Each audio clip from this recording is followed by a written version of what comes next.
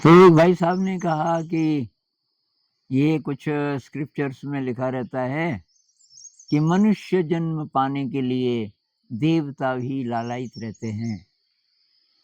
तो ऐसा क्या है मनुष्य जन्म में? उन्होंने एक और सवाल भी पूछा था कि मन क्यों दिया कुदरत ने हमको? मन ही तो विकृति की जड़ है। अब जो दुनिया हमने बनाई पढ़े लिखे लोगों ने, जिसमें कि ये देश बना दिए, देश की सीमाओं पे युद्ध चलते रहते हैं। किसी के पास रिसोर्सेज ज़्यादा हैं, जैसे मिडल ईस्ट में वो लड़ाइयाँ ही चलती रहती हैं। यूक्रेन में कब से चल रहा है, उसके पीछे भी रिसोर्सेज। तो क्या-क्या विकृतियों से हम गुज़र रहे हैं मनुष्य जाति। क्योंकि मन ऐसा है, मन ऐसा है और मन ऑर्गेनाइज़ हो जाता है नेशनल लेवल पे या रिलीजियस लेवल पे, तो तब बहुत बड़ी हिंसा होती है। ये जो होते हैं ना ये धार्मिक धर्म के नाम पे या किसी-किसी नाम पे। तो एक तरफ तो ये है, दूसरी तरफ हम पढ़ते हैं कि जी देवता भी लालायित रहते हैं मनुष्य का जन्म पाने के लिए। वही बात ये है, हम अगर उपयोग करने लगे ना अपनी शक्तियों का, ढूँढें उन शक्तियों को और सही दिशा में, इवोल्यूशन की दिशा में उपयोग करने लगें, तो कमाल हो जाए। और फिर इसके उदाहरण हैं, वही बड़े-बड़े वैज्ञानिक हैं। विज्ञान आज जहाँ पहुँचा तो वो उसके पीछे क्या है? उसके पीछे इनका जुनून है वैज्ञानिकों का। कई साल बिता देते हैं एक ही चीज़ को पता करने में।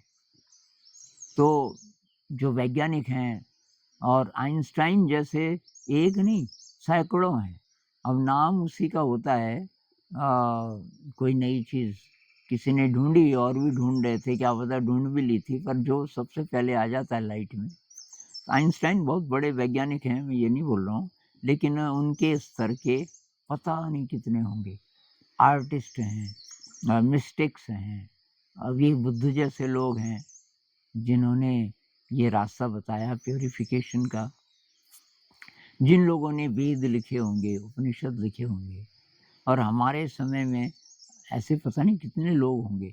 तभी तो ये कहते हैं ना, धरती थमी है, कब का थर्ड वर्ल्ड वॉर हो जाता। लेकिन जो अच्छी एनर्जी है वो भी बहुत ज़्यादा है। तो अब देवता क्यों लालायित रहते हैं? तो कुछ ऐसा बोलते हैं कि देवता लोग अटके रहते हैं। वो जिस भी दिव्य लोक में हैं, दिव्य जगत में हैं, वहाँ से आगे नहीं बढ़ पाते, क्योंकि वो उनकी जो भी इच्छा है वो तुरंत पूरी हो जाती है। तो इसलिए वो थोड़ा लेज़ी हो जाते हैं, क्योंकि दुःख नहीं है जीवन में। साधना के लिए थोड़ा-सा कठिन परिस्थितियाँ भी होनी चाहिए, जो हमारे पास हैं। तो अ, अब कुछ कुछ प्राप्त करना है तो थोड़ा-सा मेहनत करनी पड़ती है। दुःख बहुत ज़्यादा है। दुःख, बुद्ध कहते हैं ना, ये जीवन दुःख है। जन्म ही दुःख है पहले तो, बहुत खतरा है। माँ भी मर सकती है, बच्चा भी मर सकता है।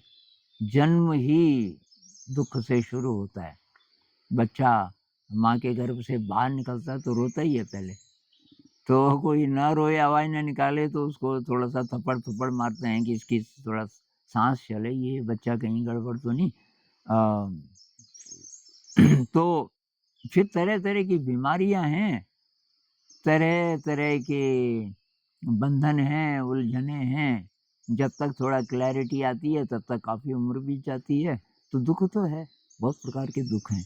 लेकिन इसी में से रास्ता भी है। ये बहुत मज़े की बात है कि क्योंकि मनुष्य का जीवन कठिन है, क्योंकि जैसे भाई साहब कह रहे थे, हमारा मन विकृतियों की जड़ है, क्योंकि हम एक-एक कदम पे दिव्य रास्ते को छोड़ के और कीचड़ की तरफ जा सकते हैं, खतरे हैं, अलर्ट होने की ज़रूरत है। क्योंकि ये परिस्थितियाँ हैं, इसीलिए इवोल्यूशन का भी चांस है। हम इवॉल्व हो सकते हैं, क्योंकि विकट परिस्थितियाँ हैं। तो भई मैं तो मानता हूँ मनुष्य से बेहतर कुछ हो नहीं सकता। कुदरत ने जो बेस्ट है, वो हमको बनाया।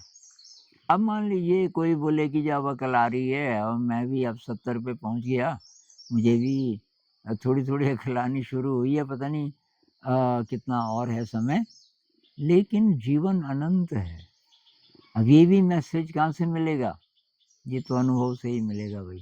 थोड़ा-सा आपको कहीं से दिख जाए, कहीं से आपको सूरज दिख जाए, घनघोर बादल हैं, लेकिन थोड़ी देर के लिए कोई बादल अ, दूसरे बादल से थोड़ा अलग हुआ, एक किरण दिख गई, बस आपको पता चल गया, सूरज है। बादलों से ढका है, बादल छँट जाएँगे। तो अब ये है कि लेज़ी रहेंगे हम, भाई तब तो दुःख ही है, तब दुःख ही रहेगा। तो संत लोगों की बात सुनें, अपने अंदर जो अच्छे गुण हैं उनको ढूँढें, गुण तो हैं सब, आपके आपके अंदर जो अच्छी क्वालिटीज़ हैं, उनका पता लगाएँ। तो इस पे और बात करेंगे। अभी के लिए नमस्कार।